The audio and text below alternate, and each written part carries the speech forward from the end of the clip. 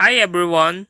In this video you will learn how to win more Gunfight 4v4 matches in COD Warzone Mobile. Well, to do that, communicate strategically.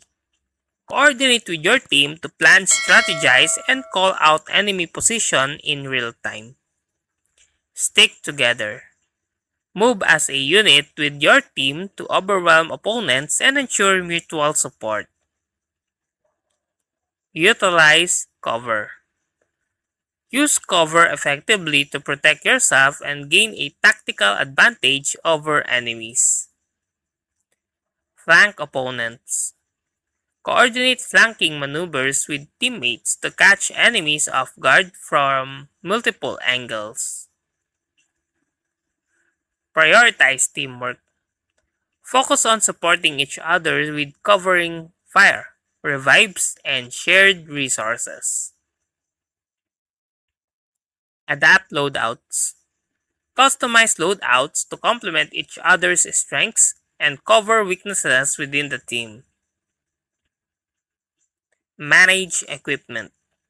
Use tactical and lethal equipment strategically to control engagements and force enemies into unfavorable positions. Control high ground.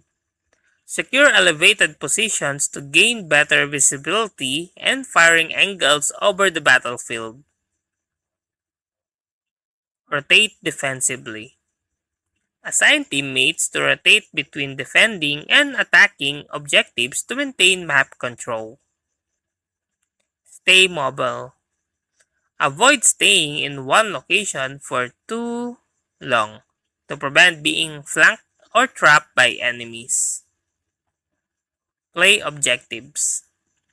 Prioritize capturing or defending objectives to accumulate points and secure rounds. Use score streaks wisely. Deploy score streaks like UAVs or precision airstrikes to gain intel or eliminate clustered enemies. Coordinate equipment use.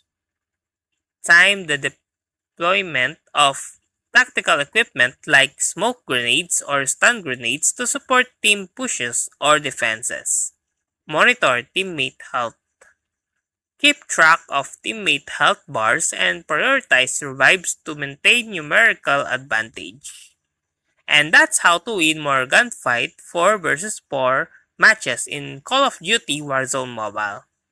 If you like this video, please click the like and subscribe and ring the bell icon to notify you to our next video. Thank you for watching.